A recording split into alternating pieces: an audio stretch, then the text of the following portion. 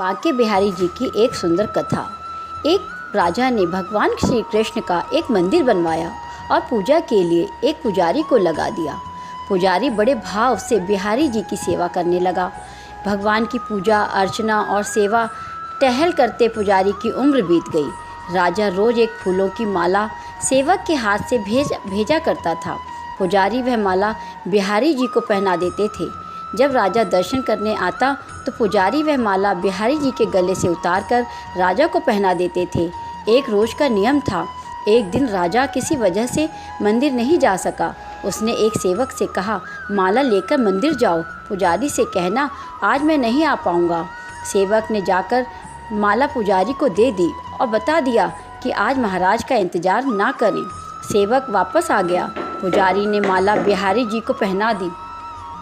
फिर उन्हें विचार आया कि आज तक मैं अपने बिहारी जी की चढ़ी माला राजा को ही पहनाता रहा हूँ, फिर कभी ये सौभाग्य मुझे नहीं मिला।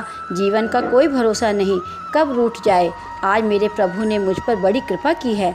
राजा आज आएंगे नहीं तो क्यों ना ये माला मैं पहन लूँ।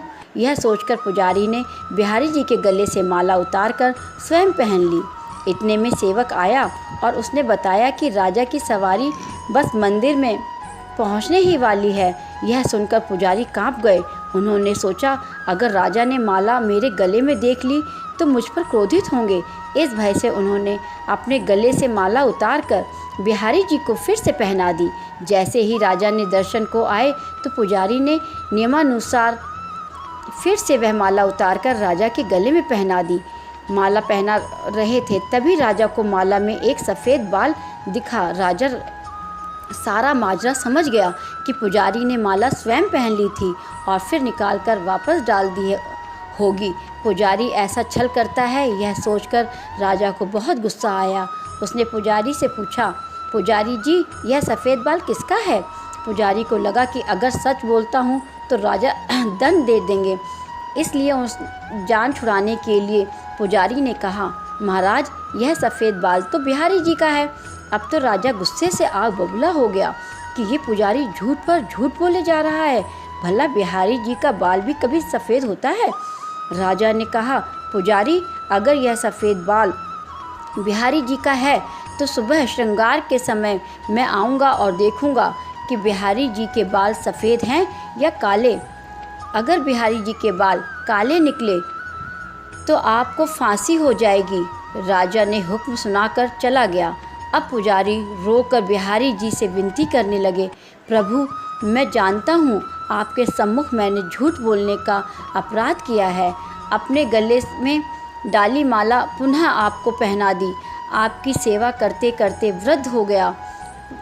यह लालसा ही रही कि कभी आपको चढ़ी माला पहनने का सौभाग्य मिले। इसी लोभ से यह सब अपराध हुआ है। मैं ठाकुर जी से पहली बार यह लोभ हुआ है और ऐसी विपत्ति आ पड़ी है। मेरे नाथ अब नहीं होगा ऐसा अपराध, अब आप ही बचाइए, नहीं तो कल सुबह मुझे फांसी की सज़ा हो जाएगी। पुजारी सारी रात रोते रहे। सुबह होते ही राजा मंदिर में आ गया। उसने कहा कि आज प्रभु का श्रृंगार वह स्वयं करेगा।